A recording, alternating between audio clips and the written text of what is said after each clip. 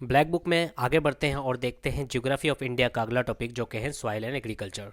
तो ये चौथा वाला जो टॉपिक है ये थोड़ा सा लंबा होगा, ठीक है, क्योंकि 170 के आसपास क्वेश्चंस हैं। तो शुरू करते हैं पहला क्वेश्चन इस टॉपिक का।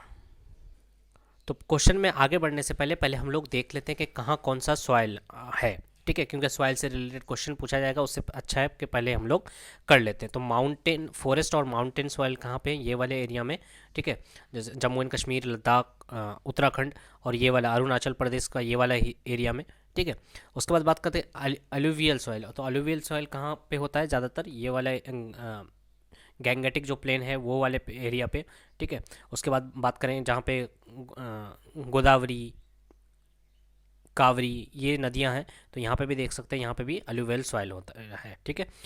उसके बाद रेड सॉइल और येलो सॉइल कहाँ पे है? ये वाला उड़ीसा छत्तीसगढ़ वाला पार्ट और कुछ वेस्ट बंगाल वाला भी पार्ट, ठीक है, क्योंकि यहाँ पे फेरस का जो कंटेंट है वो ज़्यादा होता है, आयरन का जो कंटेंट है वो ज़्यादा होता है, ठीक है। उसके बाद ब्लैक सॉइल की बात करें तो ये वाला डेक्कन प्लेटू में होता है ब्लैक सॉइल। उसके बाद बात करें लेटराइट सॉइल, तो लेटराइट सॉइल यहाँ पे है, ठीक है। ये जो केरला वाला ये है, केरला, गोवा और कर्नाटका वाला पार्ट, ठीक है, यहाँ पे क्या है? Laterite soil. उसके बाद एरिड सॉइल कहाँ पे? राजस्थान वाले में, ठीक है। तो अब देखते हैं क्वेश्चंस इससे रिलेटेड। तो सबसे पूछा पहला क्वेश्चन जो पूछा गया है, the soil ideal for growing cotton, cotton के लिए सबसे अच्छा सॉइल कौन सा है? तो इसके लिए हो जाएगा, ये हो जाएगा ब्लैक सॉइल। तो ब्लैक सॉइल जो है ये सबसे अच्छा होता है कॉटन को ये करने के लिए। और ब्लैक सॉइल कहाँ ज़्यादातर पाया जाता है? डेक्कन प्लेटू में, ठीक है, यानी कि महाराष्ट्र वाला एरिया में, ठीक है। नेक्स्ट है हमारा, soil is an example of, soil किस चीज़ का एग्जाम्पल है? तो ये हो जाएगा होमोजीनियस, सॉरी हेट्रोजीनियस मिक्सचर का, ठीक है। हेट्रोजीनियस मिक्सचर एक्चुअली क्यों कहा गया इसको? क्योंकि सॉइल जो है मिक्सचर है किस किस चीज़ का? ऑर्गेनिक मैटर्स का, मिनरल्स का, गैसेस का और लिक्विड्स का, ठीक है। तो इसके लिए यूज़ करते हैं हम लोग हेट्रोजीनियस, ठीक है। हेट्रोजीनियस मिक्सचर होता है और एक होमोजीनियस मिक्सचर होता है। तो सॉइल क्या है? हेट्रोजीनियस मिक्सचर है।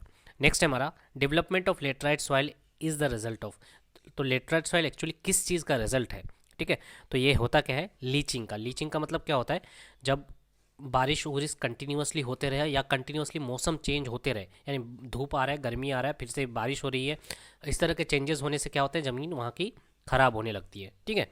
तो इस ये क्यों होता है? इसी प्रोसेस को बोलते हैं लीचिंग, ठीक है। तो लीचिंग से क्या होता है? लिटराइट सॉइल होता है, यानी कि मौसम में कंटिन्यूसली चेंजेस, कंटिन्यूसली बारिश होना, धूप लगना, ठीक है। तो उस प्रोसेस को क्या बोलते हैं? लीचिंग बोलते हैं,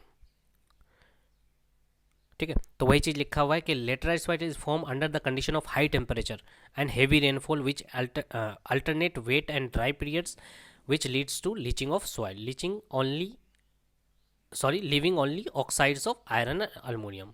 तो उसमें क्या रह जाता है? ऑक्साइड्स रह जाते हैं आयरन और अल्मोनियम का, ठीक है।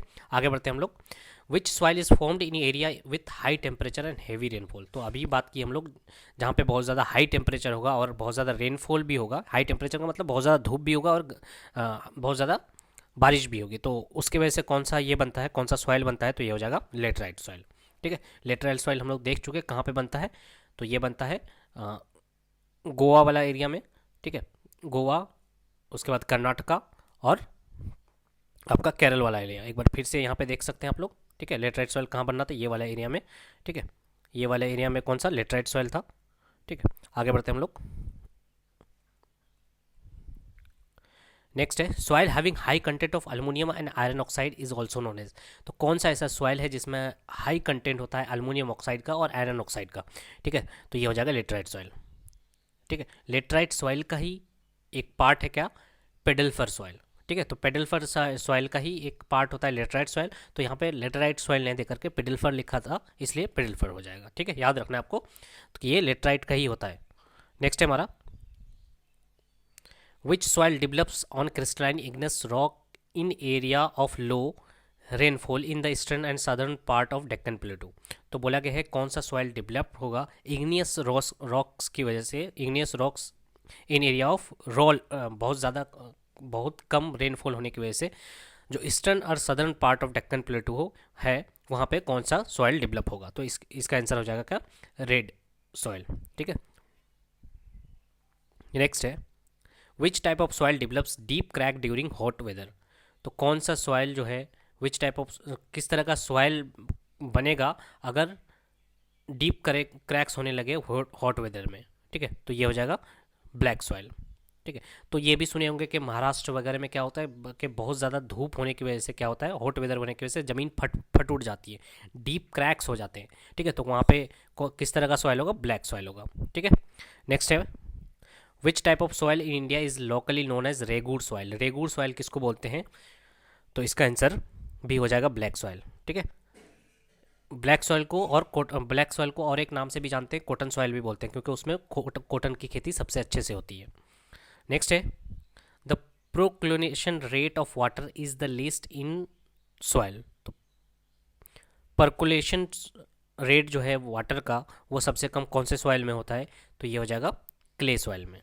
ठीक है, नेक्स्ट है, तो यहाँ पे परकुलेशन रेट दिया हुआ है कौन किस में सबसे ज़्यादा होता है, किस में कम होता है। तो क्ले में क्या होता है, स्लो होता है, लूमी में मॉडरेट होता है, ग्रेवल में ज़्यादा होता है, और सैंडी में और ज़्यादा होता है। ठीक है, next in which soil type is the proportion of fine particles relatively higher than big particles. कौन से सॉइल में फाइन पार्टिकल्स का प्रोपोर्शन ज़्यादा होता है कंपेरेटिवली बिग पार्टिकल्स का, यानी कि सॉइल का जो पार्टिकल्स होता है वो क्या होता है, छोटा होता है, फाइन पार्टिकल ज़्यादा होता है। ठीक है, तो वो कौन सा सॉइल है, तो इसका आंसर भी हो जाएगा clay soil. Next, khadar is a type of alluvial soil in the new alluvium and is deposited by. तो खादर क्या है, एक क्या है, नया एलुवियल सॉइल है जिसको एलुवियम भी बोल सकते हैं, और ये किसके द्वारा डिपॉजिट होता है, तो ये हो जाएगा फ्लड के द्वारा डिपॉजिट होता है। ठीक है, तो खादर और भांगर जो है, जो दो टाइप का सॉइल होता है एलुवियल का, ठीक है, उसको भी डिस्कस करेंगे हम लोग आगे। तो खादर क्या होता है, न्यू सॉइल होता है। ठीक है, with which soil are the term khadar and bhangar associated. ठीक है, तो खादर और भांगर जो है ये किस सॉइल से रिलेटेड है, तो अभी बात किए, ये हो जाएगा क्या, एलुवियल सॉइल। ठीक है, याद रखने का तरीका क्या होता है कि खादर और भंगार, जैसे हम लोग को भांग भंगार वाले जो आते हैं जिनको पुराना सामान बेचते हैं हम लोग भंगार वाले ही भी बोलते हैं। ठीक है, तो भंगार वाले क्या होते हैं, पुराना जो सामान लेके जाता है, तो भंगार से आ गया जो पुराना सॉइल होगा उसके लिए यूज़ करेंगे भंगार, और जो नया सॉइल होगा वो उसके लिए यूज़ करेंगे खादर। ठीक है, तो ये दोनों सॉइल किसका टाइप है, एलुवियल सॉइल का। नेक्स्ट, अब देख लेते हैं हम लोग। तो देखिए जैसे नदी बह रही है, तो नदी के साथ नदी अपने साथ क्या क्या बहुत बहुत सारा मिट्टी लेकर के आती है। तो जो नया मिट्टी होता है उसको खादर बोलते हैं, और जो पुराना मिट्टी यानी कि पहले जो आया हुआ होता है और वो थोड़ा सा मेन नदी से थोड़ा दूर की ओर होता है, उसको बोलते हैं भंगार। ठीक है, एक होता है भंगार और एक होता है खादर।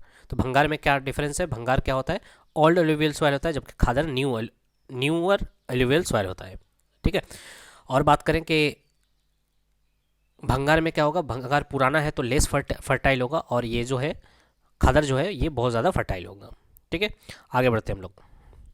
विच soil is formed by the deposition of 3 important Himalayan river system, the Indus, Ganges and Brahmaputra. किस तरह का सॉइल का डिपोजिशन होता है, 3 इंपॉर्टेंट जो हिमालय का रिवर है हमारा, इंडस, गंगाज और ब्रह्मपुत्र, तो किस तरह का सॉइल डिपोजिट करता है, तो इसका आंसर हो जाएगा क्या, एलुवियल सॉइल। ठीक है, थोड़ी देर पहले ही बात किए थे डायग्राम के थ्रू कि जहाँ जहाँ पे नदी है, ठीक है, वहाँ पे किस तरह का नदी का किनारा में किस तरह का सॉइल होता है, एलुवियल सॉइल होता है। ठीक है, next, what kind of depositional land forms are formed when stream following from higher level break into foot slope plain of low gradient. ठीक है, किस तरह का डिपोजिशनल लैंड फॉर्म होता है जब स्ट्रीम यानी कि पानी का बहाव ऊपर की तरफ से नीचे की तरफ स्लोप प्लेन में आ जाता है, लो ग्रेडियंट पे आ जाता है, तो यहाँ पे भी क्या हो जाएगा, एलुवियल फैंस हो जाएगा। ठीक है, next, in which state of India bamboo drip irrigation method is prevalent. तो बोला गया है कि प्रिवेलेंट का मतलब होता है लाभदायक। ठीक है, किस तरह कौन से स्टेट में बेम्बू ड्रिप इरिगेशन जो है वो वहाँ पे लाभदायक है, तो इसका आंसर हो जाएगा मेघालय। होता क्या है कि हम लोग जैसे पाइप के थ्रू पानी देते हैं, इरिगेशन कराते हैं, पानी देते हैं खेतों में, वहाँ पे क्या होता है, वहाँ पे बांस को काट काट के बांस का ही पाइप टाइप का शकल बना दिया जाता है, और बांस से ही क्या किया जाता है, इरिगेशन किया जाता है, यानी पानी दिया जाता है फसल को, तो उसके लिए यूज़ करते हैं बेम्बू ड्रिप इरिगेशन। तो ये कहाँ पे होता है, मेघालय में होता है। ठीक है, next, in India the irrigation of agriculture land is carried out maximum by. तो बोला गया है कि इरिगेशन जो होता है एग्रीकल्चर लैंड पे तो सबसे ज़्यादा किसके द्वारा होता है? तो इसका आंसर हो जाएगा कैनल्स के द्वारा। कितना? 29%। एक बार ब्लैक बुक में चेक कर लीजिएगा कि ये 29% दिया हो, सॉरी कैनल्स दिया हुआ है या कुछ और दिया हुआ है। ब्लैक बुक में शायद वेल कुआं दिया हुआ है, लेकिन कुआं नहीं होगा, कैनल्स हो जाएगा। ठीक है, 29% जो है खेती बाड़ी जो होता है वो कैनल्स के द्वारा पानी दिया जाता है। ठीक है, next, laterite soil is found in which state? तो लेटराइट सॉइल कौन से स्टेट में पाया जाता है? तो इसका आंसर हो जाएगा कर्नाटका, केरला, तमिलनाडु। ठीक है, यहाँ पे क्या होता है? लेटराइट सॉइल पाया जाता है। और लेटराइट सॉइल डेवलप किसकी वजह से होता है? लीचिंग की वजह से डेवलप होता है। नेक्स्ट है the soil of Kerala is rich in? तो वहाँ का जो केरल का जो सॉइल है वो किस चीज़ में रिच है? तो ये हो जाएगा लेटराइट सॉइल। ठीक है, लेटराइट सॉइल वहाँ पे पाया जाता है अच्छा सा। Next, in which state you can find pink और लेटराइट सॉइल? तो कौन से स्टेट में हमको लेटराइट सॉइल मिलेगा? थोड़ी देर पहले देखे कर्नाटका, केरल, तमिलनाडु। ठीक है, और कुछ पार्ट में वेस्ट बंगाल और आंध्र प्रदेश भी। ठीक है, next, watermelons grow best in? तो वाटरमेलन जो है वो तरबूज जो है वो कौन से इसमें कौन से सॉइल में अच्छे से होता है? तो इसका आंसर हो जाएगा क्या? Sandy soil. सैंडी सॉइल क्या होता है? जो नदी के बगल वाला जो ये होता है बालू बालू टाइप का होता है, वहीं पे देखिएगा कि तरबूज का खेती होता है। ठीक है, उसी को क्या बोलते हैं? सैंडी सॉइल बोलते हैं। तो वाटरमेलन जो होता है वो सैंडी सॉइल में होता है। Next, generally the soil of northern plain of India has been formed by? तो नॉर्दर्न प्लेन का जो सॉइल है वो किस वजह से बनता है, किस लिए बनता है? तो ये हो जाएगा एग्रीडेशन की वजह से बनता है। ठीक है, यानी कि होता क्या एग्रीडेशन के नदी अपने साथ जितने भी मटेरियल्स लेकर के आती है वो क्या करती है? इधर जो प्लेन वाला एरिया है उसमें डिपॉजिट करती है, उसकी वजह से क्या बनता है? हमारा नॉर्दर्न प्लेन बनता है। ठीक है, next, which type of soil is not suitable for rice cultivation? कौन सा सॉइल ऐसा सॉइल है जिसमें राइस कल्टिवेशन सुटेबल नहीं है? ठीक है, कुछ ऑप्शंस दिए गए हैं, इसमें से बोलना है आपको कौन सा सॉइल में पॉसिबल नहीं है। तो इसका आंसर हो जाएगा एरिड सॉइल। ठीक है, जो रेगिस्तानी वाला है जहाँ पे सूखा पड़ा रहता है उसके लिए यूज़ करते हैं एरिड सॉइल। तो हम लोगों के एरिया में एरिड सॉइल कहाँ पे? जैसे राजस्थान की बात करें तो वहाँ पे क्या होता है? राइस का कल्टीवेशन सुटेबल नहीं होता है। बाकी बात करें रिवराइन एलुवियल सॉइल में हो सकता है, सलाइन की बात करें यानी कि सलाइन में भी हो सकता है, तभी यहाँ पे ऑप्शंस एक ही होगा। ठीक है, और क्ले लूम सॉइल में तो हो ही सकता है। ठीक है, तो यहाँ पे कंफ्यूज हो सकते हैं आप एरिड और सलाइन में। तो एरिड जो होता है वो रेगिस्तान वाला होता है। ठीक है, तो इसको मार देंगे answer. Next, to which group does the black cotton soil in of India belong? तो हमारे यहाँ इंडिया में जो ब्लैक कॉटन सॉइल पाया जाता है, ब्लैक सॉइल पाया जाता है, ये किस ग्रुप से बिलोंग करता है? तो इसका आंसर है चिनोजेम। ठीक है, saline and alkaline soil in India are also called? तो सलाइन या फिर अल्कलाइन सॉइल जो है होता है, इसको इंडिया में और क्या कहा जाता है? इसको बोलेंगे कलर। ठीक है, याद रखना है, सलाइन और अल्कलाइन सॉइल जो है इसी को बोलते हैं colour. Next, Robert has a Sandy soil in his field, the ideal crop for his field is? तो रॉबर्ट एक आदमी है, उसके फील्ड में क्या है? सैंडी सॉइल है। तो आइडियल क्रॉप सैंडी सॉइल के लिए क्या हो सकता है? तो इसका आंसर हो जाएगा कॉर्न। ठीक है, कॉर्न आइडियल खेत, कॉर्न के लिए आइडियल खेत क्या हो जाएगा? सैंडी सॉइल हो जाएगा। ठीक है, और क्या क्या हो सकता है सैंडी सॉइल में? तो कैरेट हो सकता है, बीटरूट हो सकता है, कुकम्बर, मास्क मेलन हो सकता है, वाटरमेलन, फेनुग्रीक और रेडिश। ये सारे क्या है? आइडियल क्रॉप्स है सैंडी सॉइल के लिए। Next, NPK. एनपीके क्या होता है? एनपीके क्या होता है? एक तरह का फर्टिलाइज़र होता है जो कि फर्टिलिटी को इंक्रीज़ करता है। जैसे हम लोग सार डालते हैं, फर्टिलाइज़र मतलब सार जो डालते हैं खेत में, वो क्या करता है? फर्टिलिटी को, सॉइल के फर्टिलिटी को बढ़ाता है। तो एनपीके का मतलब क्या होता है? Nitrogen, phosphorus and potassium. ठीक है, नाइट्रोजन, फॉस्फोरस और पोटेशियम होता है जो कि सॉइल का फर्टिलिटी को इंक्रीज़ करता है। नेक्स्ट हमारा, विच type of farming depends upon the monsoon and the natural fertility of the soil? किस टाइप का फार्मिंग डिपेंड करता है मॉनसून और natural fertility of the soil पे? तो इसका आंसर हो जाएगा प्रिमिटिव सब्सटेंस फार्मिंग। ठीक है, ये डिपेंड करता है मॉनसून पे और नेचुरल फर्टिलिटी पे। नेक्स्ट है हमारा, तो इसको सबसिस्टेंस को इसको आगे हम लोग डिस्कस करेंगे। ठीक है, कि ये होता क्या है। Red soil is normally found in India in which region. तो रेड सॉइल जो है ये हमारे कौन से इलाके में पाया जाता है, हम लोग अभी मैप के थ्रू देखे थे क्या, उड़ीसा वाला रीजन, छत्तीसगढ़ वाला रीजन, इसमें क्या पाया जाता है, रेड सॉइल बहुत ज़्यादा पाया जाता है, और वेस्ट बंगाल का कुछ पार्ट, ठीक है। तो eastern and southern part of Deccan प्लेटू, यानी कि जो डेक्कन प्लेटू का ईस्टर्न पार्ट है और सदर्न पार्ट है, वहाँ पे क्या पाया जाता है, रेड सॉइल पाया जाता है, ठीक है। Next, the method of soil conservation in which ploughing is done parallel to the contour of hill slope to form a natural barrier for the water flow down to the slope is called. तो देखिएगा कि जो hilly area होता है वहाँ पे क्या जो सॉइल को बचाने के लिए एक अलग टाइप का नेचुरल बैरियर टाइप का दिया जाता है, मैंने बनाया जाता है, ठीक है, ताकि मिट्टी जो है वो बह के न चला जाए, ठीक है। तो इस फार्मिंग को क्या बोलते हैं, इसको बोलते हैं काउंटर प्लोइंग, ठीक है। काउंटर प्लोइंग कौन सा होता है, एक तरह का बैरियर डाले हुए रखते हैं, हम लोग अभी इमेज के थ्रू भी देख लेंगे कि क्या होता है contour ploughing. The method of soil conservation in which bare ground between the plant is covered with layer of organic matters like straw is called. तो इस मेथड को क्या बोलते हैं, ताकि सॉइल कंजर्व रहे, उसके बीच बीच में क्या डाल देते हैं हम लोग, कोई भी प्लांट वगैरह लगा देते हैं, ठीक है, या फिर ऑर्गेनिक मैटर्स डाल देते हैं, ऑर्गेनिक मैटर्स डाल देते हैं ताकि वो वहाँ पे क्या हो, वो जो ज़मीन है वो ख़त्म ना हो, सॉइल कंजर्व रहे, उसको क्या बोलते हैं, तो उसको बोलते हैं मल्चिंग। तो अब काउंटर प्लोइंग और मल्चिंग देख लेते हैं इमेज के थ्रू। तो ये इस तरह का कुछ बनाया जाता है ताकि जो देखिए यहाँ पे क्या बनाया, एक तरह का बैरियर बनाया गया है, ठीक है, छोटा छोटा बैरियर बनाया जाता है और इसमें खेती किया जाता है, इसमें खेती किया जाता है और ये छोटा छोटा बैरियर बनाया जाता है ताकि क्या हो, ताकि जो सॉइल जो है वो बच सके, ताकि अगर पानी गिरे तो डायरेक्ट पानी सॉइल को भी बहा के ना लेके चले जाए, ठीक है। इसलिए ये क्या है, एक तरह का बैरियर का काम करता है। इसी तरह का खेती को क्या बोलते हैं, काउंटर प्लोइंग बोलते हैं। और मल्चिंग किसको बोलते हैं, तो ये देख सकते हैं गाज गाज के बीच में, देखिए बीच में क्या दिया गया है, ऑर्गेनिक मैटर्स दिया गया है, या फिर स्ट्रो घास फूस वगैरह कुछ दे देते हैं ताकि ताकि जो है ये सॉइल कंजर्व रहे, सॉइल कहीं ख़त्म ना हो जाए, ठीक है, ये वाला सॉइल। तो इसको क्या बोलते हैं, मल्चिंग बोलते हैं, ठीक है। नेक्स्ट आगे बढ़ते हैं हम लोग, ठीक है। तो बोला गया the method of soil conservation in which rock is piled up to slow down the overflow of water which prevent gullies and further soil loss is called. तो देखिएगा आप लोग, जो नदी के पास वाला एरिया होता है उसमें क्या दिया जाता है, इस तरह का पत्थर दे दिया जाता है, ठीक है, इस तरह का पत्थर वगैरह दे दिया जाता है ताकि सॉइल जो है वो कटे नहीं और सॉइल कंजर्व रहे, ठीक है। तो इस तरह का, इसको क्या बोलते हैं, इस तरह के मेथड को क्या बोलते हैं, तो इसका आंसर हो जाएगा रॉक डैम बोला जाता है इसको, ठीक है। उसके बाद आगे बढ़ते हैं हम लोग।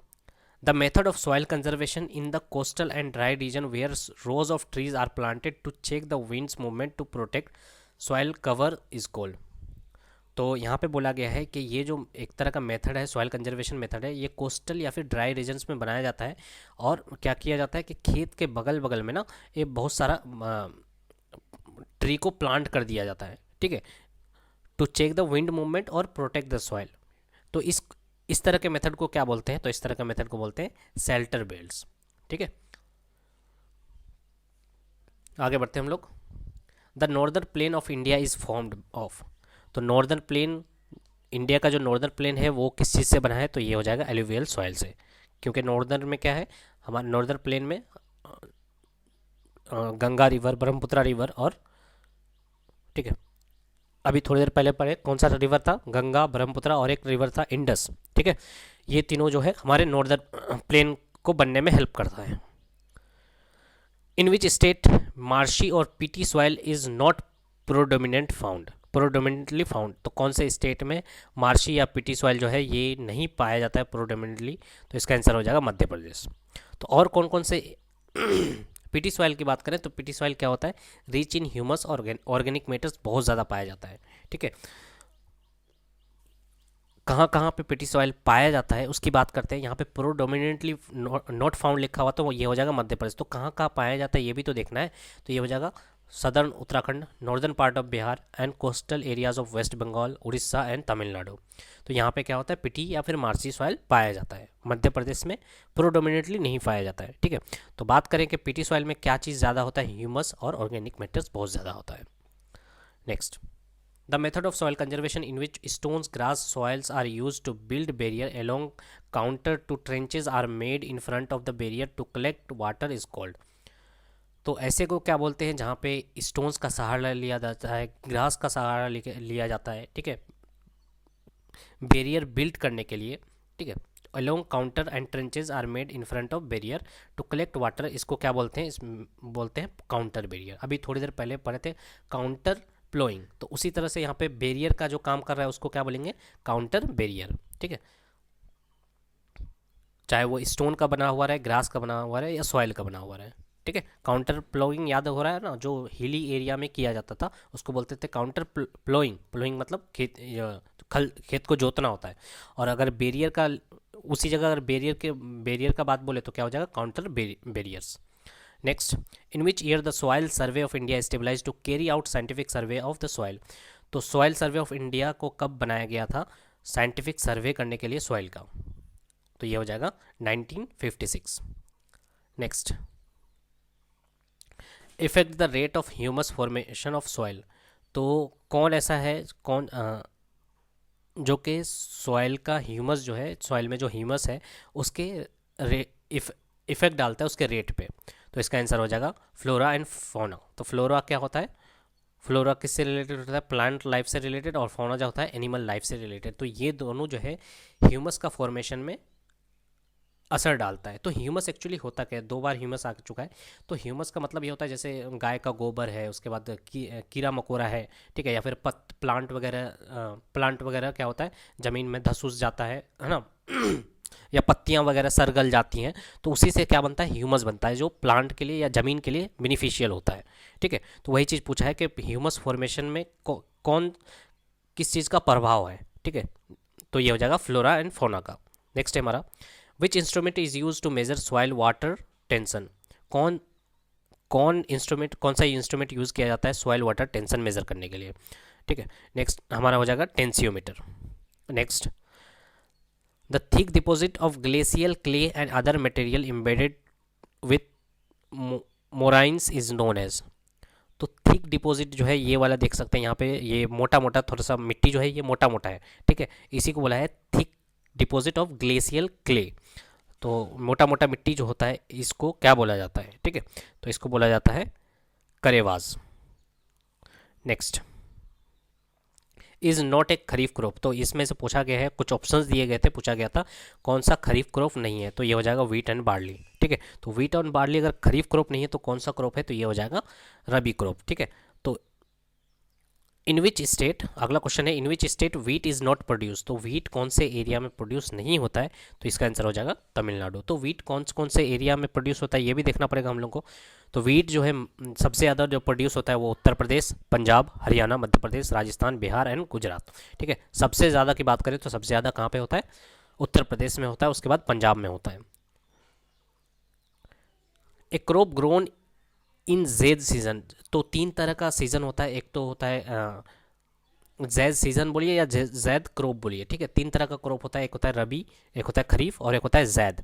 तो जैद जो होता है ये क्रॉप लगाया जाता है, ठीक है। तो इसमें एग्जाम्पल पूछा था कि कौन होगा जैद क्रॉप में, तो ये हो जाएगा वाटरमेलन, ठीक है। वाटरमेलन किस में आएगा, जैद में आएगा। नेक्स्ट है, how many agro climatic zone are there in India as far as the official categorization of ministry of agriculture is concern. तो एग्रो किससे है, एग्रीकल्चर से रिलेटेड है, ठीक है। तो एग्रीकल्चर के हिसाब से इंडिया को कितने क्लाइमेटिक जोन में बांटा गया है, ठीक है। तो इसका आंसर हो जाएगा 126 जोन के अकॉर्डिंग बांटा गया है इंडिया को एग्रीकल्चर के according. Agriculture commodities are graded with. तो एग्रीकल्चर कमोडिटीज़ को ग्रेड किया गया किससे, एजी मार्क से। एजी किससे, एग्रीकल्चर और मार्क, ठीक है, एजी मार्क बोलते हैं इसको। नेक्स्ट, तो यहाँ पे लिखा हुआ है रबी, खरीफ, रबी, जैद, क्योंकि आगे आने वाले एग्जाम्पल में बहुत ज़्यादा पूछा जाएगा कि कौन किसका एग्जाम्पल है, कब लगाया जाता है, कब बोया जाता है, मैंने काटा जाता है। तो याद रख लीजिए खरीफ क्रॉप जो है ये मानसून क्रॉप है, यानी कि मानसून पे डिपेंड करता है, बहुत ज़्यादा वाटर चाहिए इसको, ठीक है। कब लगाया जाता है, जुलाई में, काटा जाता है अक्टूबर में, अक्टूबर नवंबर, थोड़ा सा बहुत इधर उधर हो सकता है, ठीक है। कि कौन कौन एग्जाम्पल है, राइस है, मेज़ है, ज्वार है, बाजरा है, सोयाबीन है, कॉटन, ग्राउंडनट, जूट, उड़द दाल, मूंग दाल, तूर दाल। तो ये सारा क्या है खरीफ क्रॉप का एग्जाम्पल है, क्योंकि पूछा जाता है कि इसमें से कौन खरीफ है, कौन सा रबी है, कब लगाया जाता है, कब काटा जाता है, इस तरह का पूछा जाता है। कौन मानसून डिपेंड है, तो मानसून डिपेंड याद रखना खरीफ, ठीक है। यानी इसका मतलब ये हो रहा है कि खरीफ जो है गर्मी के दिनों में लगाया जाता है, ठीक है, क्योंकि उसको पानी चाहिए होता है ज़्यादा, तो गर्मी के दिनों में ही बारिश होती है, जुलाई अक्टूबर में, ठीक है। उसके बाद बात करें रबी। रबी कब लगाया जाता है? विंटर क्रॉप है ये। विंटर क्रॉप अक्टूबर से फरवरी तक, यानी कि अक्टूबर में लगाया जाता है, फरवरी में काट जाता है, यानी कि ठंडा वाले मौसम में कौन सा होता है? रबी होता है, ठीक है। क्या क्या एग्जांपल है? वीट, आप लोग देखे भी होंगे, गेहूं जो है वो ठंडा के मौसम में होता है, ठीक है। बार्ली, ग्राम, पीज यानी कि मटर, और मस्टर्ड। तो तोड़ी जो होता है, तोड़ी, तोरा जो भी बोलते हैं, तो वो क्या, वो भी गर्मी के दिनों में ही होता है, सॉरी ठंडा के दिनों में होता है, ठीक है। उसके बाद जैद की बात करें तो जैद कब होता है? समर क्रॉप है, ये मार्च से जून के बीच में होता है, ठीक है। कौन कौन सा है? वाटरमेलन है, मस्क मेलन है, कुकम्बर है, वेजिटेबल्स और फोडर क्रॉप। तो जैद में क्या है? जैद में जो है ज़्यादातर वेजिटेबल्स आते हैं, ठीक है। तो जैद भी याद रखना है कि मार्च टू जून का जो गैप होता है, ठीक है। जैद पहले स्टार्ट करेंगे कि जैद जो है मार्च से जून, जून खत्म हुआ जैसे ही जुलाई में खरीफ आ गया। खरीफ कब से कब तक चला? जुलाई से अक्टूबर, और अक्टूबर जैसे ही खत्म हुआ, रबी जैसे ही सॉरी खरीफ जैसे ही खत्म हुआ, उसके बाद रबी स्टार्ट हो जाता है अक्टूबर से फरवरी तक, फिर से जैद आ जाता है, ठीक है। तो इस तरह से आपको याद रखना है।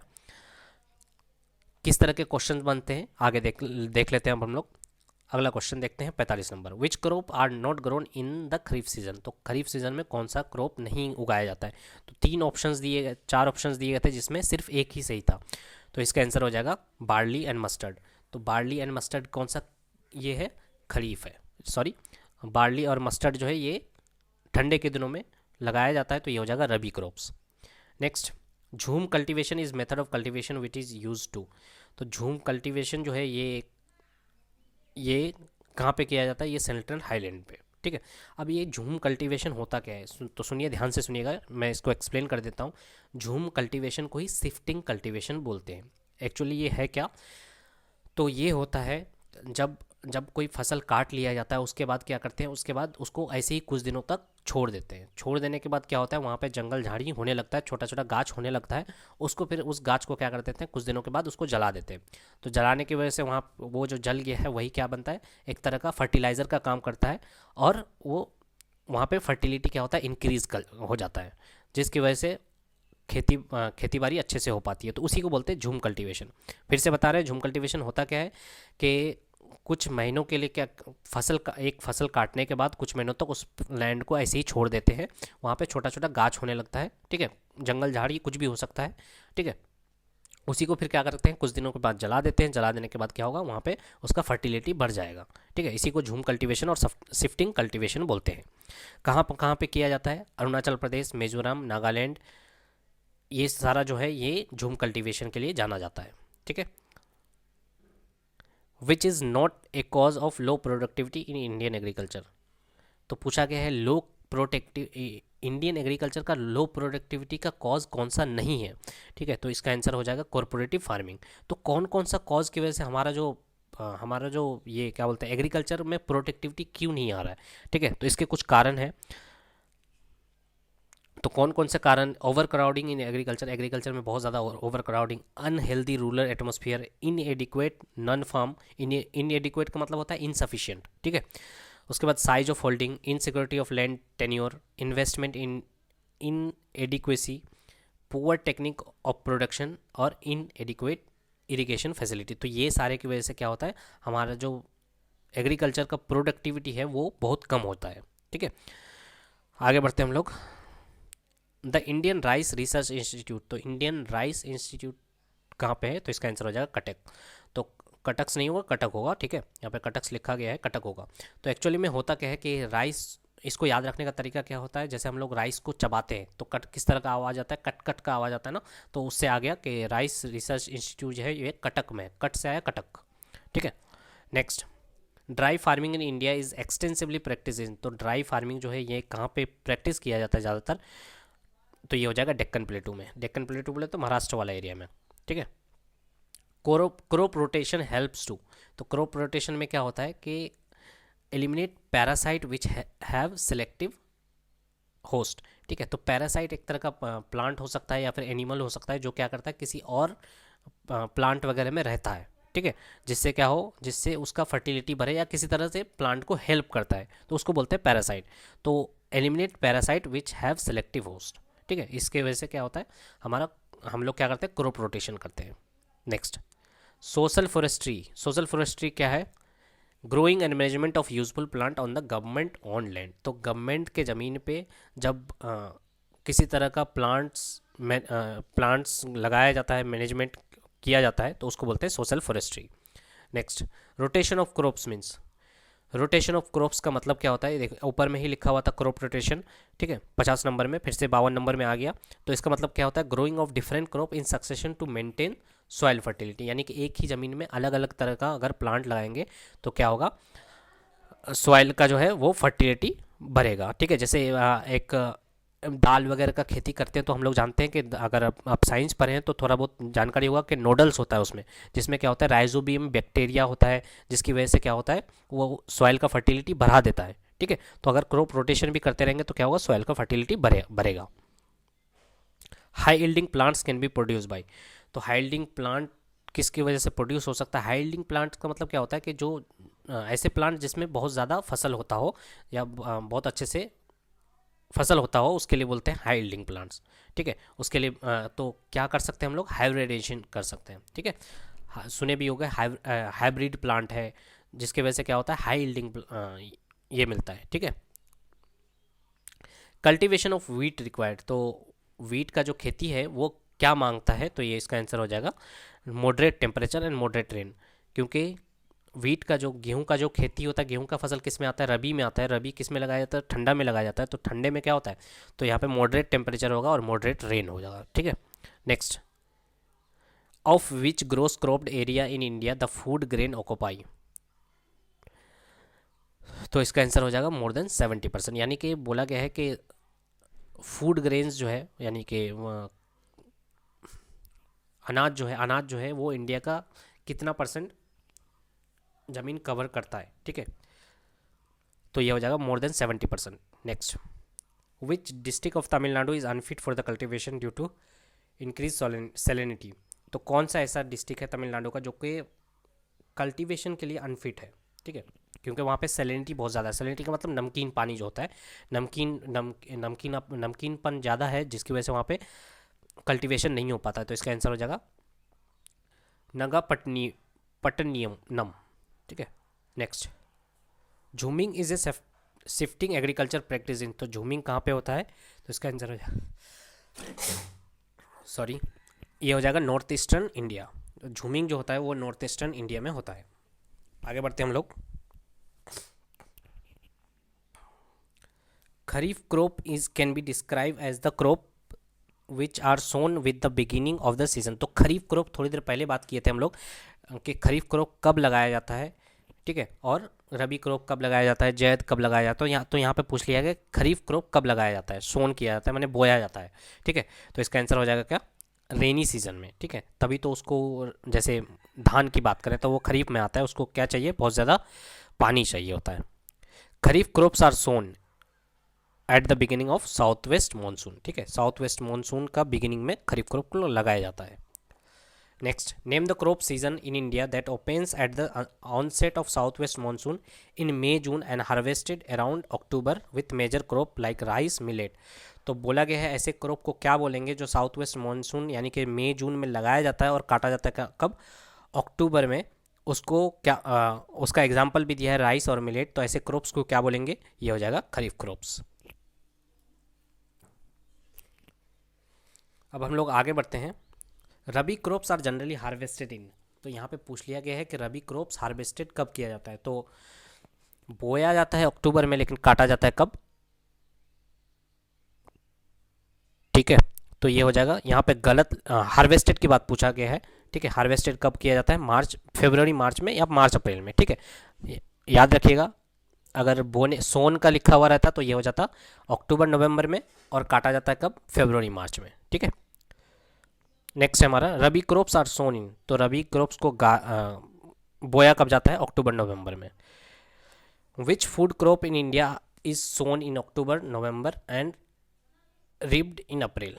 तो इसका भी आंसर क्या हो जाएगा, यहाँ पे फूड का एग्जाम्पल ये पूछा था, फूड का नाम पूछा था, तो ये हो जाएगा वीट। ऐसे ही पूछता तो क्या होता, रबी हो जाता। The crops grown after the summer monsoon, तो ऐसे क्रॉप्स जो कि समर मानसून के बाद लगाया जाता है उसको क्या बोलते हैं, रबी बोला जाता है। टेरेस फार्मिंग इज डन, तो टेरेस फार्मिंग कहाँ पे किया जाता है, on the slope of the hills. तो टेरेस फार्मिंग और काउंटर प्लोइंग जो देखे थे वो एक ही तरह का है, ठीक है। तो ये कहाँ पे होता है, on the slope of hills. तो इसी के जगह ये भी हो सकता था कि काउंटर प्लोइंग इज डन, तो वो भी हो जाता on the slope of hills. Is not A characteristics of Indian agriculture, Indian agriculture का कौन सा कैरेक्टरिस्टिक्स नहीं है, तो ये हो जाएगा predominance of large farm. Predominance का मतलब क्या होता है कि हम लोगों ने बहुत ज़्यादा एरिया कवर करके रखा है और बहुत ज़्यादा इधर उधर एक्सपोर्ट भी कर रहे हैं, तो ये इंडियन एग्रीकल्चर का ये नहीं है, बहुत ज़्यादा एक्सपोर्ट नहीं करते हैं, ठीक है। ये एक तरह का कैरेक्टरिस्टिक्स नहीं है। In in this farmers grow food to feed themself and their dependents, समझ में आ रहा है। ये जो हम लोग लगाते हैं, खेती बाड़ी जो करते हैं, ये सिर्फ अपने खाने के लिए, और हो सकता है तो थोड़ा बहुत थोड़ा करके एक्सपोर्ट एक्सपोर्ट हो जाता है, लेकिन बहुत ज़्यादा अपने आप पे ही डिपेंड रहता है, ठीक है, कि हम लोग के खाने के लिए लगाते हैं। They do not use their farming ill to trade and commerce, तो बोला गया है कि ट्रेड एंड कॉमर्स के लिए हम लोग एग्रीकल्चर नहीं करते हैं, ठीक है। The most important element of weather affecting agriculture in India, तो मोस्ट सबसे ज़्यादा तो इफेक्टिंग एलिमेंट है, इंपॉर्टेंट एलिमेंट है वेदर का सबसे ज़्यादा, वो किस कौन सा चीज़ है, तो ये हो जाएगा रेनफॉल, ठीक है। तो बहुत बार सुने भी होंगे कि बारिश नहीं होने की वजह से बहुत जनों का खेती जो है, फसल जो है वो तबाह बर्बाद हो जाता है। तो सबसे ज़्यादा किस पे डिपेंड है, रेनफॉल पे डिपेंडेंस है। Is not a HYV of wheat, तो कौन सा है जो कि HYV ऑफ वीट नहीं है, तो ये हो जाएगा रत्ना, ठीक है। HYV का मतलब होता है high yielding variety seed. High yielding का मतलब क्या होता है, जिससे अच्छे फसल होगा, ठीक है। तो अभी थोड़ी देर पहले बात किए थे, ठीक है। यील्डिंग का मतलब क्या होता है, जिसमें बहुत ज़्यादा बहुत अच्छे से फसल होगा, उसके लिए यूज़ करते हैं यील्डिंग। तो हाई यील्डिंग वेराइटी सीड पूछा गया है कि नॉट नहीं है, तो ये हो जाएगा Ratna. Which is home of Alphonso mango, तो अल्फांसो मैंगो का होम क्या है, मतलब वहाँ से वहाँ जो है अल्फांसो मैंगो अच्छे से होता है, बहुत अच्छे तरीके से होता है, तो इसका आंसर हो जाएगा रत्नागिरी। रत्नागिरी जो महाराष्ट्र मुंबई में है, वहीं पे अल्फांसो मैंगो जो है वो वहाँ बहुत अच्छी तरीके से होता है, बहुत ज़्यादा मात्रा में होता है, इसलिए बोला गया है home of Alphonso mango. Next, mixed farming. Mixed farming का मतलब क्या होता है, तो मिक्स्ड फार्मिंग का मतलब क्या होता है, rearing of kettles and agriculture, ठीक है। यानी कि जानवर मवेशी वगैरह भी पाल रहे हैं और एग्रीकल्चर भी करते हैं, तो उसके लिए यूज़ करते हैं मिक्स्ड फार्मिंग, ठीक है। जिससे क्या होता है कि फर्टिलाइज़र किस चीज़ का मिल जाता है हम लोग को, कैटल्स का ही फर्टिलाइज़र मिल जाता है, कैटल वगैरह का, ठीक है। Next, slash and burn agriculture is the name given to, तो स्लश एंड बर्न एग्रीकल्चर किसको बोला जाता है, तो ये शिफ्टिंग कल्टीवेशन बोलिए या फिर झूम कल्टीवेशन बोलिए। वहीं पे क्या किया जाता है कि जो खेत में उगा है फसल काट लेने के बाद उसी को क्या करते हैं, जला देते हैं, तो उसके लिए यूज़ किया गया है slash and burn. Mechanization of Indian agriculture on a considerable scale is not possible due to, तो मैकेनाइजेशन जो है मैकेनिकल जो है इंडियन एग्रीकल्चर का, वो कंसिडरेबल स्केल पे नहीं पॉसिबल है, क्यों, तो इसका आंसर हो जाएगा स्मॉल होल्डिंग, क्योंकि हम लोग का जो खेती बाड़ी होता है वो छोटे छोटे एरिया में होता है, यानी कि फार्मर्स जो होते हैं वो उनका बहुत बड़ा एरिया नहीं होता है, उनका बहुत ज़्यादा ज़मीन नहीं होता है, जिसकी वजह से यहाँ पे मैकेनाइजेशन नहीं हो पाता है। मैकेनाइजेशन का मतलब होता है कि मशीन के द्वारा ज़्यादा से ज़्यादा एग्रीकल्चर करना, ठीक है। तो अब जिसका लैंड ही कम है तो वो क्या मशीन लेगा, मशीन में ही तो इतना ज़्यादा खर्चा हो जाएगा, इसकी वजह से क्या होता है यहाँ पे इंडिया में मैकेनाइजेशन नहीं हो पाता है। Next, at the time of independence predominantly India practice, तो इंडिया जब आज़ाद हुआ था तो इंडिया में किस तरह का प्रैक्टिस चल रहा था प्रीडोमिनेंटली, तो यह हो जाएगा सबसिस्टेंस एग्रीकल्चर। अब मैंने बताया था कि आगे चल के बताऊंगा मैं सबसिस्टेंस एग्रीकल्चर। तो एक्चुअली सबसिस्टेंस एग्रीकल्चर क्या होता है, इसका मतलब होता है कि फार्मर जो है अपने खाने के लिए या थोड़ा बहुत हल्का सा इधर उधर मैंने क्या बोलते हैं, हल्का हल्का सा ट्रेड एक्सपोर्ट करने के लिए थोड़ा बहुत खेती बाड़ी करते हैं, ठीक है। तो इसको बोलते हैं सबसिस्टेंस एग्रीकल्चर, यानी कि हम लोग जो खेती बाड़ी करते हैं वो अपने खाने के लिए करते हैं, ना कि ट्रेड एंड कॉमर्स के लिए। तो उसी के लिए यूज़ करते हैं हम लोग सबसिस्टेंस एग्रीकल्चर, ठीक है।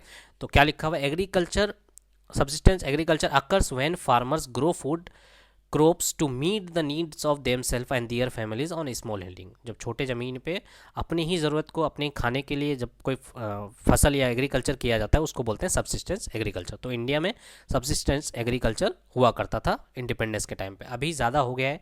अभी अभी कैश क्रॉप का खेती ज़्यादा होता है, लेकिन उस टाइम पे सिर्फ सबसिस्टेंस एग्रीकल्चर ही हुआ करता था। नेक्स्ट है, is not a plantation crop. इनमें से कौन सा है जो कि प्लांटेशन क्रॉप नहीं है, तो ये हो जाएगा शुगर केन। तो कौन कौन सा है जो कि प्लांटेशन क्रॉप में आता है, तो ये हो जाएगा rubber, coffee, T, oil palm, coconut, etc, ठीक है। तो एक्चुअली ये होता क्या है, grown on a large scale by individual और कंपनी। तो प्लांटेशन क्या होता है, किसी कंपनी के द्वारा या इंडिविजुअल के द्वारा जब बहुत बड़ा खेती किया जाता है ताकि उससे कुछ पैसा मिल सके, और इसलिए इसको क्या बोलते हैं, कैश क्रॉप भी बोलते हैं। तो प्लांटेशन क्रॉप बोलिए या फिर कैश क्रॉप बोलिए, इसका मतलब भी सेम होता है। इसको और पेरिनियल क्रॉप भी बोलते हैं, ठीक है। जैसे रबर हुआ, टी, कॉफ़ी, ठीक है, कोकोनट। तो इस तरह के क्या है, कैश क्रॉप के एग्जाम्पल है। Is a type of rice paddy grown in West Bengal. तो किस तरह का राइस या पेडी जो है वो लगाया जाता है वेस्ट बंगाल में, तो इसका आंसर हो जाएगा अमन।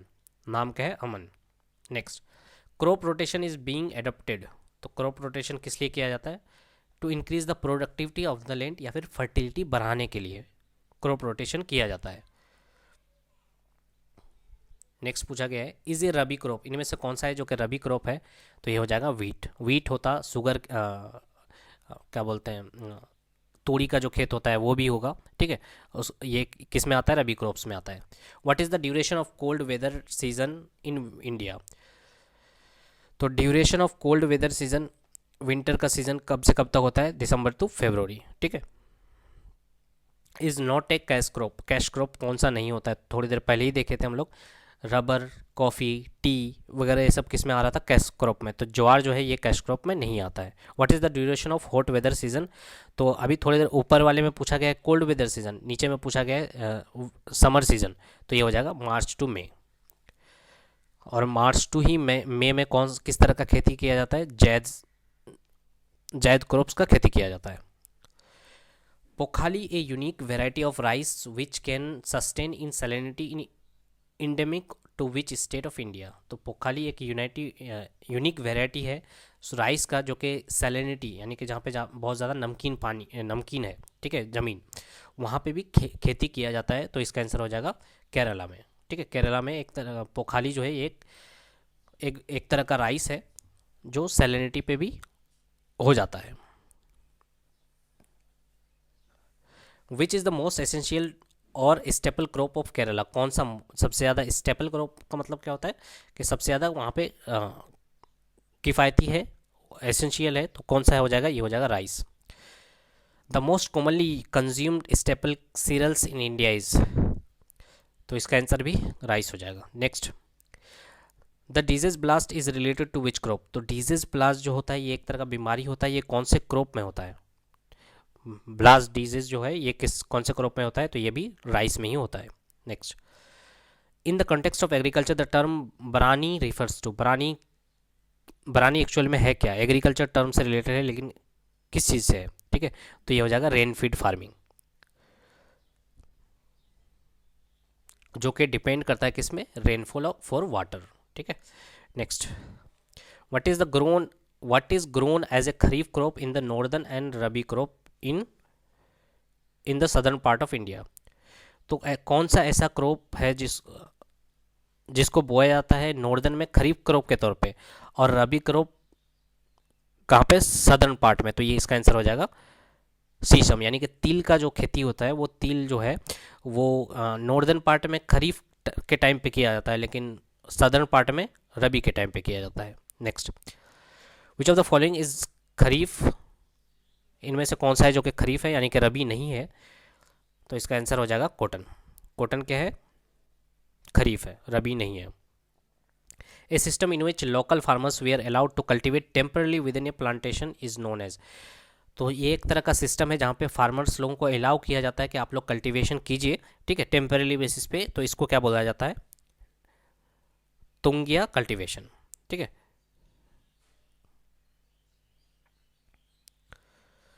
Is a kharif crop in India, तो खरीफ क्रॉप क्या हो सकता है, जूट हो सकता है, ठीक है, राइस हो सकता था।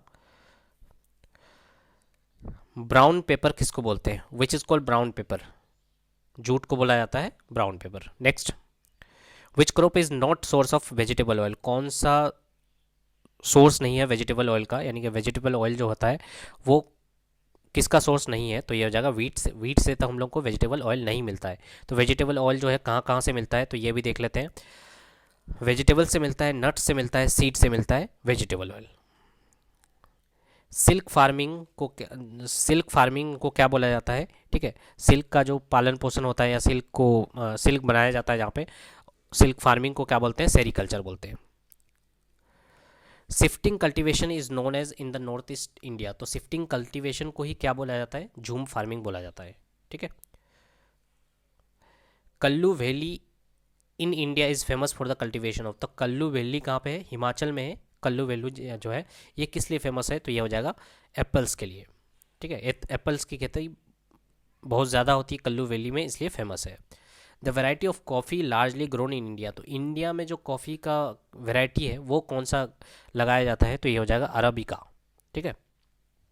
Next, where in is India's most prize tea grown, कौन सा एरिया है जहाँ पे इंडिया का प्राइस टी माने बहुत ज़्यादा प्राइस जो होता है वो बहुत ज़्यादा है, वहाँ इंडिया का कौन से पार्ट में, तो ये हो जाएगा दार्जिलिंग वाला। दार्जिलिंग वाले की जो कॉस्ट होती है वो बहुत ज़्यादा होती है, ठीक है, कंपेरेटिवली आसाम के कंपेरेटिवली, ठीक है। Pruning is an essential part of cultivation of, तो प्रूनिंग जो है ये किस चीज़ का एसेंशियल पार्ट है कल्टीवेशन में, तो ये हो जाएगा टी का। टी का ही एक पार्ट है, एसेंशियल पार्ट है pruning. Which state has the largest concentration of tea plantation in India, कौन सा ऐसा स्टेट है जहाँ पे लार्जेस्ट कंसंट्रेशन है टी प्लांटेशन का, तो ये हो जाएगा आसाम। आसाम में कंसंट्रेशन जो है वो बहुत ज़्यादा है, लेकिन चाय जो बेस्ट होता है चाय पत्ती, वो कहाँ का है, वो दार्जिलिंग का है, इसलिए उसका प्राइस भी ज़्यादा होता है, ठीक है। Next, considered one of the best in India, T Temi tea garden is the only T state in the state of, तो वन ऑफ द बेस्ट बोला जाता है, ठीक है, टेमी टी गार्डन को, ये कौन से स्टेट में है, तो इसका आंसर हो जाएगा सिक्किम में, ठीक है। Which crop grows best as on well drained fertile acid soil on highlands, तो किस तरह का क्रॉप्स जो है वो ग्रो किया जाता है well drained fertile acid soil में हाईलैंड्स पे, तो ये हो जाएगा टी। टी जो है ये हाईलैंड्स में किया जाता है, जैसे दार्जिलिंग हुआ, सिक्किम हुआ, उसके बाद आसाम हुआ, ठीक है। और आगे देखते हैं।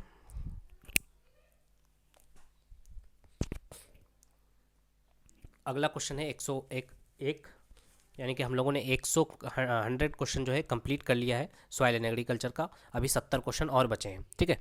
तो खावा चाय जो है ये एक तरह का ट्रेडिशनल चाय है कहाँ का, ठीक है, तो ये हो जाएगा जम्मू एंड कश्मीर का खावा चाय। Next, monoculture is a typical characteristic of, तो मोनोकल्चर जो है ये कहाँ का टाइपिकल कैरेक्टरिस्टिक्स है, तो ये हो जाएगा कॉमर्शियल ग्रेन फार्मिंग का, ठीक है, कमर्शियल ग्रेन फार्मिंग का ये है। फाइबर क्रॉप, फाइबर क्या होता है, जिससे हम लोग को फाइबर मिलता है, तो ऐसे क्रॉप्स क्या हो सकते हैं, कॉटन, हिम का मतलब भांग होता है, जूट और मेस्टा से क्या मिल सकता है, हम लोग फाइबर मिल सकता है, इसलिए ये सब को क्या बोलते हैं, फाइबर क्रॉप बोलते हैं।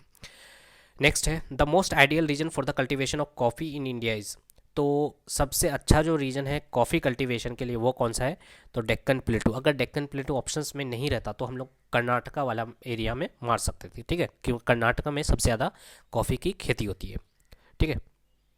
तो कौन कौन सा स्टेट है, कर्नाटका, केरल और तमिलनाडु, ठीक है। Next, in India cultivation of which crop is almost excessively concentrated in southern state, तो कौन से चीज़ का खेती है जो कि बहुत ज़्यादा हाई कंसंट्रेशन में होता है सदर्न स्टेट पे, तो इसका आंसर हो जाएगा कॉफ़ी। कॉफ़ी का जो खेती है वो बहुत ज़्यादा होता है कौन कौन से स्टेट में, तमिलनाडु, केरल और कर्नाटका में। The largest producer of lac, lac का मतलब ये होता है कि जो हम लोग को चिपकाने में हेल्प, गम जो होता है वो चिपकाने में हेल्प करता है। तो ये देखिएगा कि गाछ वगैरह से भी निकलते रहता है, ठीक है। तो सबसे जो लार्जेस्ट प्रोड्यूसर है लेक का, लेक मतलब वही गम होता है, ठीक है। वो कौन से स्टेट है, तो वो हो जाएगा झारखंड। झारखंड सबसे ज़्यादा प्रोड्यूस करता है लेक।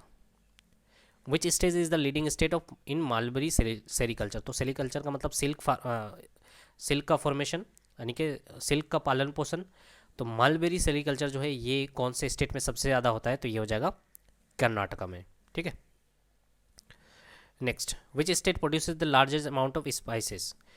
तो ये डेटा है नवंबर 2022 का, ठीक है। ब्लैक बुक में देखिएगा तो शायद 2019 या 20 लिखा हुआ है, ठीक है। तो मैंने डेटा नया कर दिया डेटा को। तो पूछा गया है लार्जेस्ट अमाउंट ऑफ स्पाइसेस, यानी मसाला जो है ये कहाँ पे सबसे ज़्यादा प्रोड्यूस होता है, तो ये हो जाएगा मध्य प्रदेश। तो बहुतों को लग सकता है कि केरला होगा, ठीक है, लेकिन ये अपडेट हुआ है मध्य प्रदेश होगा, याद रखिएगा। नेक्स्ट है हमारा, Asia's largest wholesale price spice market is located in. तो लार्जेस्ट सबसे ज़्यादा जो स्पाइस प्रोड्यूस कर रहा था वो मध्य प्रदेश था, लेकिन सबसे ज़्यादा बड़ा अगर मार्केट है, होलसेल मार्केट है स्पाइस का, तो ये हो जाएगा दिल्ली में। एशिया का सबसे बड़ा है। The spice garden of India, spice garden किसको बोला जाता है, केरला को, ठीक है। कुछ दिनों पहले ही, कुछ साल पहले, 1-2 साल पहले ही केरला को पीछे छोड़ दिया है मध्य प्रदेश ने, ठीक है। Bulk of natural rubber in India is produce, यानी कि बहुत ज़्यादा मात्रा में जो है रबर जो है प्रोड्यूस होता है वो कौन से स्टेट में, तो ये हो जाएगा केरला में। और रबर जो है ये किस तरह का क्रॉप है, कैश क्रॉप है। Which state in India is the leading producer of natural rubber. तो कौन सा स्टेट है जो कि नेचुरल रबर सबसे ज़्यादा प्रोड्यूस करता है, केरला हो जाएगा। Next, Kerala is famous for the cultivation of. तो केरला किस चीज़ के लिए, कल्टिवेशन के लिए फेमस है, तो coconut, black pepper, rubber, rice, ठीक है। तो ये हो जाएगा 1 2 3। राइस के लिए बहुत ज़्यादा फेमस नहीं है, ठीक है। तो कोकोनट होता है, ब्लैक पेपर होता है और रबर होता है। In which grouping of state India is rubber grown on the commercial scale. तो रबर का प्रोडक्शन जो है, रबर का जो ग्रो है वो सबसे ज़्यादा होता है कमर्शियल स्केल में कौन कौन से स्टेट में, केरला, तमिलनाडु और कर्नाटका में, ठीक है। Endosulfan spray a cashew is crop resulted in the pollution to the tune of tragedy in. तो इसका आंसर है Kerala. Next question, the most ideal region for the cultivation of cotton India. तो सबसे आइडियल रीजन जो है cultivation cotton के लिए, तो वो हो जाएगा महाराष्ट्र में, ठीक है। या रीजन बोला था तो ये हो जाएगा Deccan plateau. The genetically modified variety of which crop is allowed to be grown in India. तो किस तरह का मॉडिफाइड क्रॉप जो है वो लगाया जाता है, ठीक है। तो ये हो जाएगा cotton. Genetically modified variety of which crop is allowed to grown in India, तो ये हो जाएगा cotton. Next, the state which produces largest number of orchid in India. तो सबसे ज़्यादा जो ऑर्चिड है वो कौन सा स्टेट प्रोड्यूस करता है, तो इसका आंसर हो जाएगा सिक्किम। अगला क्वेश्चन है, for a BT seed has also been developed. तो कॉटन हो जाएगा, for cotton a BT seed has also been developed. Is useful for the cultivation of zafran a local variety of, ठीक है, saffron.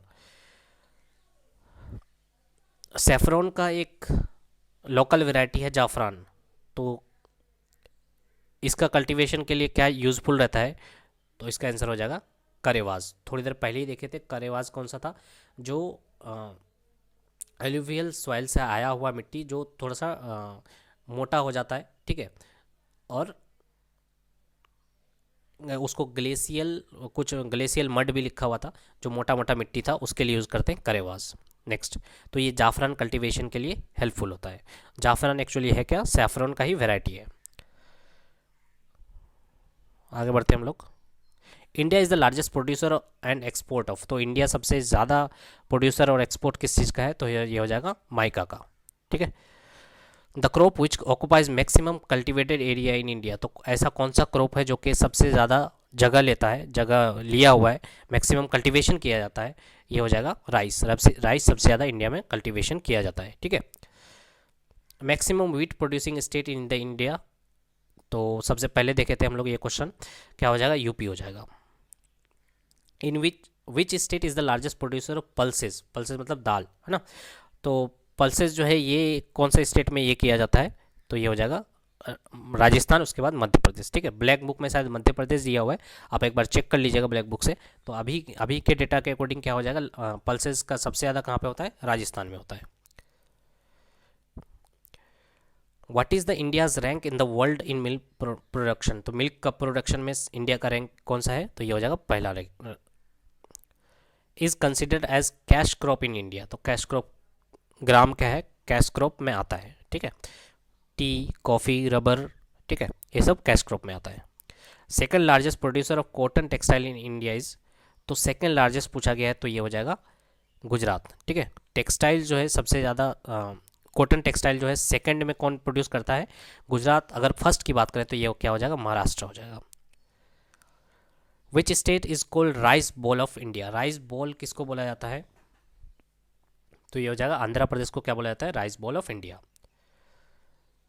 The state which occupies the first place in India in the production of tobacco, तो tobacco जो है ये सबसे ज़्यादा India में कौन से स्टेट में प्रोड्यूस होता है, इंडिया के कौन से स्टेट में प्रोड्यूस होता है, तो इसका आंसर हो जाएगा Andhra Pradesh.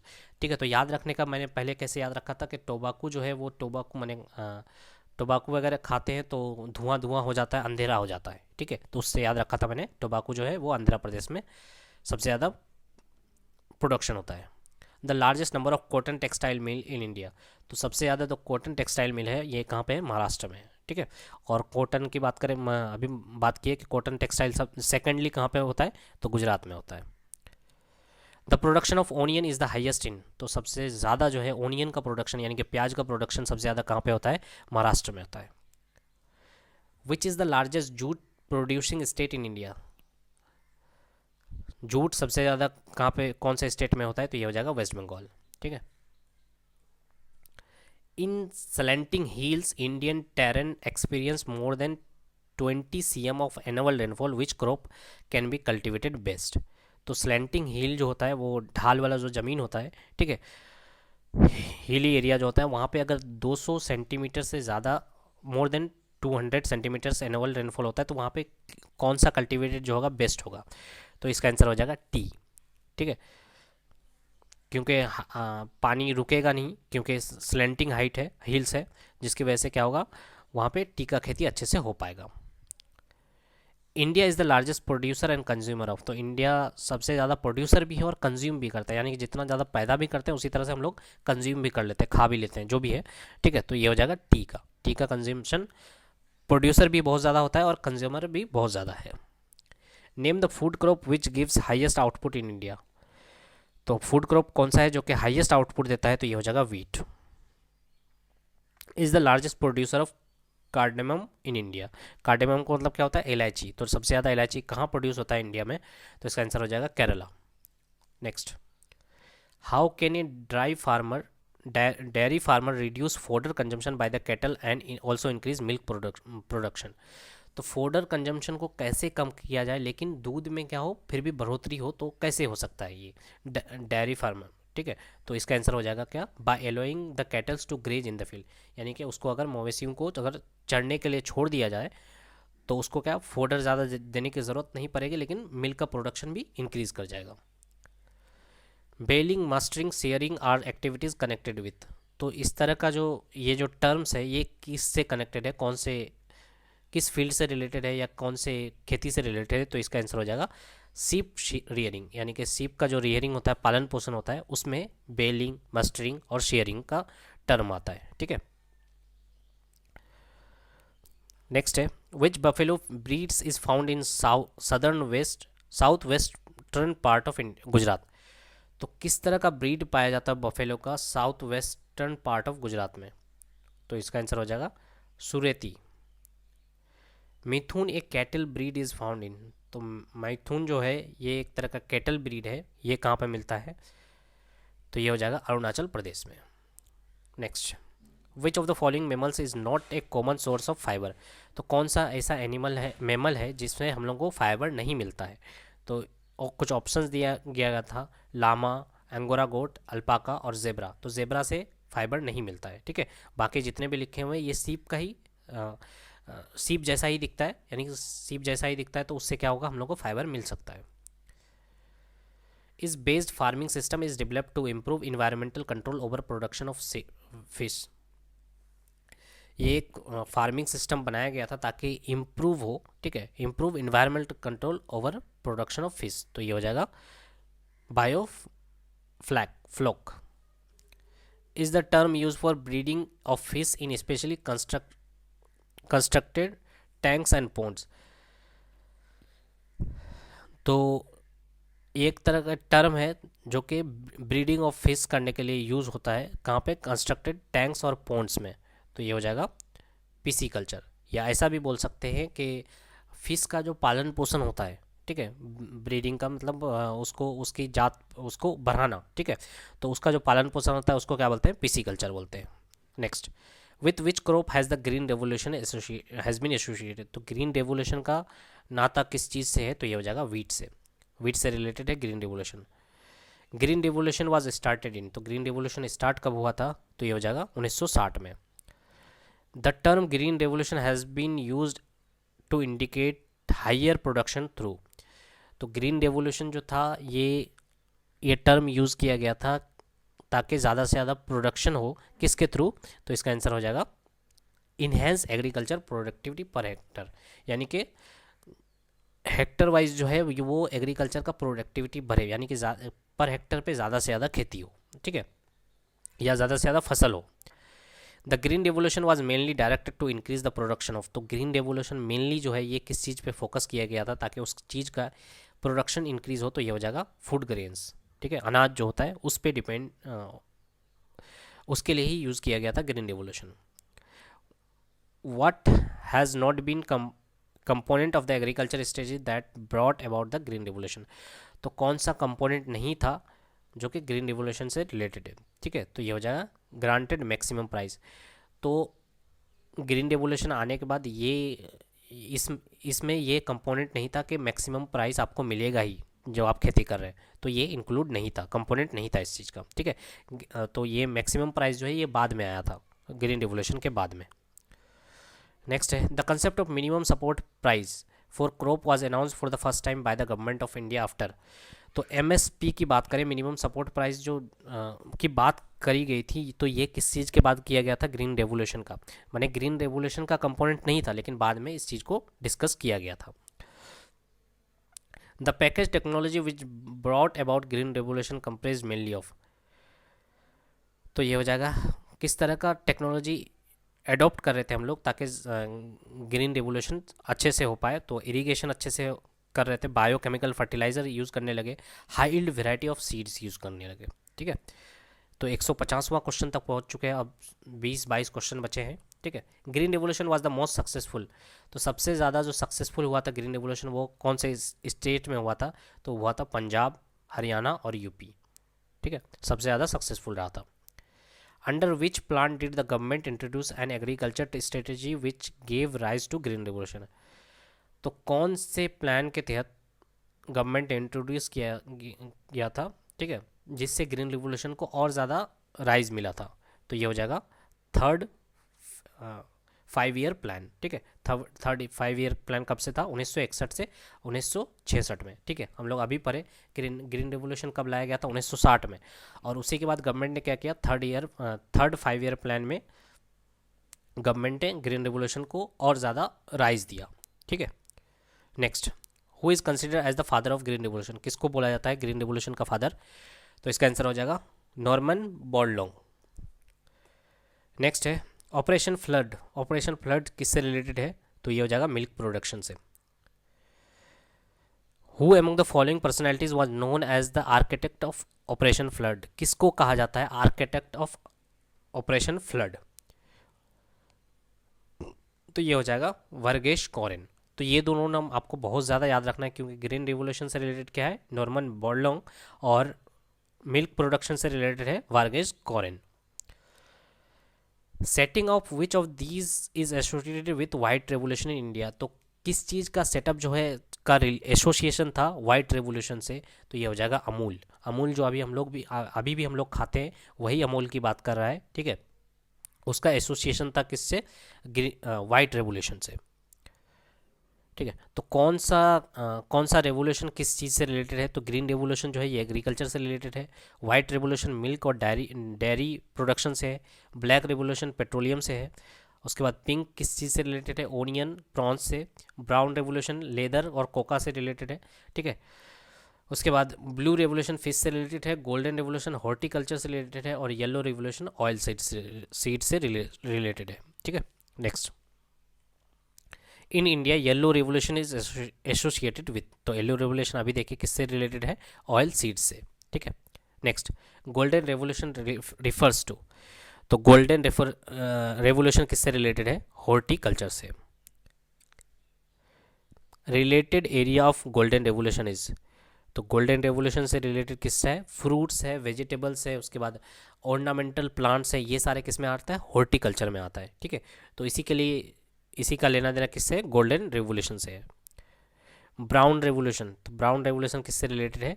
Growth of food processing, soft drinks industries, इसके लिए यूज़ करते थे ब्राउन रेवोल्यूशन। नेक्स्ट है हमारा, in India the black revolution is related to the manufacturing of which product, तो ब्लैक रेवोल्यूशन जो है ये किस चीज़ से रिलेटेड है? किस चीज़ का मैन्युफैक्चरिंग से रिलेटेड है? तो ये हो जाएगा क्रूड पेट्रोलियम, पेट्रोलियम से रिलेटेड है इसका। ब्लू रेवोल्यूशन, तो ब्लू से याद रखेंगे क्या? ब्लू क्या है? ब्लू है पानी, पानी, ठीक है। In India is related to fish production, तो पानी में कौन रहता है? मछली रहता है। तो ब्लू रेवोल्यूशन जो है ये फिश प्रोडक्शन से रिलेटेड है। There was a substantial increase in the food grains production specially wheat production during the period after, तो बोला गया है कि फूड ग्रेन का प्रोडक्शन जो है वो एसेंशियली इंक्रीज़ किया गया, माने बहुत ज़्यादा सब्सटेंशियली इंक्रीज़ हुआ था। स्पेशली किसकी बात की है? व्हीट प्रोडक्शन का। तो कब ये इंक्रीज़ किया गया था? तो ये हो जाएगा 1966, यानी थर्ड ईयर प्लान जैसे ही ख़त्म हुआ था वो काफ़ी ज़्यादा इंक्रीज़ हुआ था व्हीट का production. Seed crops insurance begins in India, तो सीड माने क्रॉप के सीड का इंश्योरेंस जो है वो कब शुरू हुआ? तो ये हो जाएगा 1999 से 1999 यानी 2000 में स्टार्ट हो गया था इसका क्रॉप सीड का इंश्योरेंस।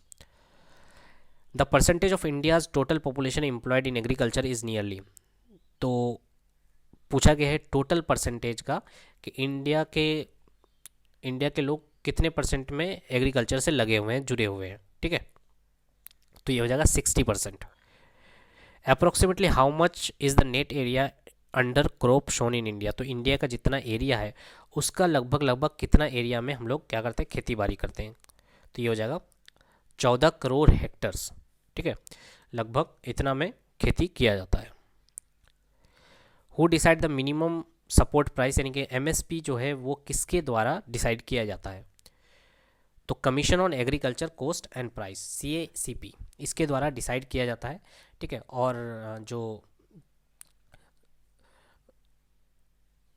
एग्रीकल्चर को लीड करते हैं या फार्म्स को लीड करते हैं, उनमें से भी ये क्या होता है? डिस्कशन होता है, उसके बाद एमएसपी डिसाइड किया जाता है।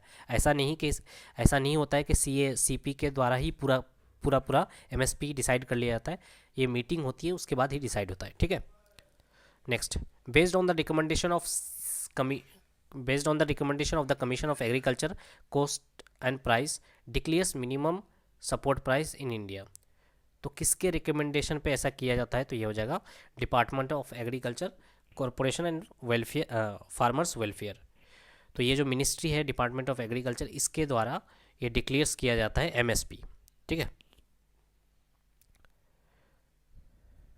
और डिसाइड कौन करता है? डिसाइड करता है CACP, और फार्मर्स के जो हेड करने वाले होते हैं वो लोग मिल करके तब डिसाइड करते हैं। The commission for agriculture cost CACP earlier named as agriculture price commission was established, तो बोला गया है कि CACP का पहले नाम क्या हुआ करता था? एग्रीकल्चर प्राइस कमीशन, ठीक है। इसको स्टेबलाइज कब किया गया था? तो ये हो जाएगा 1 जून 1965, ठीक है। नेक्स्ट पूछा गया, why does the government of India give the minimum support price for crops before the sowing season, ठीक है। तो ये बोला गया है कि government of India minimum support की बात सपोर्ट की बात करता है बिफोर सोइंग सीजन, है ना। तो ऐसा क्यों बात करता है, ताकि to save farmers from price fluctuation, ताकि प्राइस जो है बहुत ज़्यादा फ्लैक्चुएट नहीं किए करे, एक रेंज में रहे, इसके लिए मिनिमम सपोर्ट प्राइस बोल दिया जाता है। नहीं तो क्या होगा कि जिसका जो मन चाहेगा उस हिसाब से उस दाम से लेगा और बेचेगा, ठीक है। इसलिए ऐसा करने से बचने के लिए मिनिमम सपोर्ट प्राइस रखा जाता है। The apex body for formulating plans and coordinating research work in agriculture and allied field is, तो Indian council of agriculture, sorry, ठीक है। अगला क्वेश्चन देखते हैं।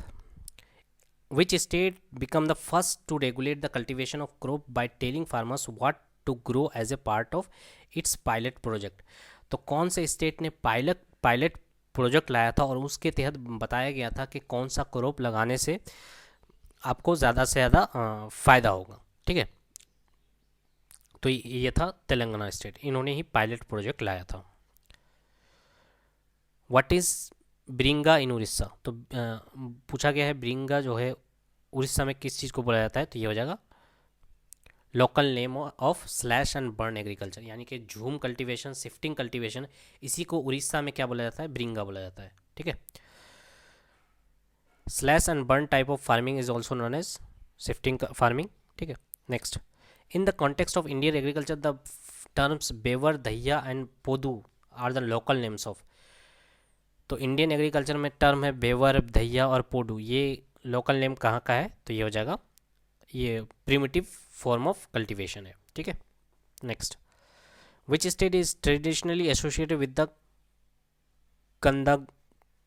कंदंगी साड़ी, तो पूछा गया कि ये 2009 का क्वेश्चन है, ठीक है। 2009 में आया हुआ था, सॉरी 2019 में आया हुआ था कि किसको जीआई टैग दिया गया है कंदंगी साड़ी के लिए, ठीक है। तो ये उतना ज़्यादा इंपॉर्टेंट नहीं है, फिर भी याद रख लीजिएगा कि कंदंगी साड़ी कहाँ का जीआई टैग दिया गया है, तो ये हो जाएगा तमिलनाडु का।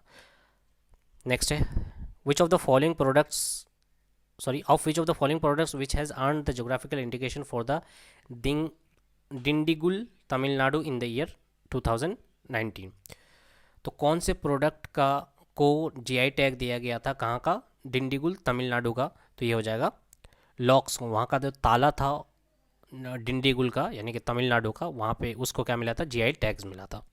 Next, which product receive the first GI tag, तो किसको सबसे पहले जीआई टैग दिया गया था, तो ये हो जाएगा दार्जिलिंग टी, है ना। आप तो आपका एक टास्क है दार्जिलिंग टी को कब जीआई टैग दिया गया था, पहले दिया गया था लेकिन कब दिया गया था, ठीक है। ऑप्शंस में दे रहा हूँ 1999, 2000, 2002, 2003, 2004, ठीक है, इस तरह का है। Kandhamal haldi a variety of turmeric indigenous to earn the geographical indication tag from intellectual property in April 2019, तो ये बोला गया है कंदमाल हल्दी है जिसको जीआई टैग दिया गया था, तो यह कहाँ का है, ठीक है, तो ये हो जाएगा उड़ीसा का, ये भी याद रखना है। तो इतने सारे क्वेश्चंस थे, 179 क्वेश्चन थे, सॉइल एग्रीकल्चर से। इसके बाद हम लोग डिस्कस करेंगे अगला टॉपिक।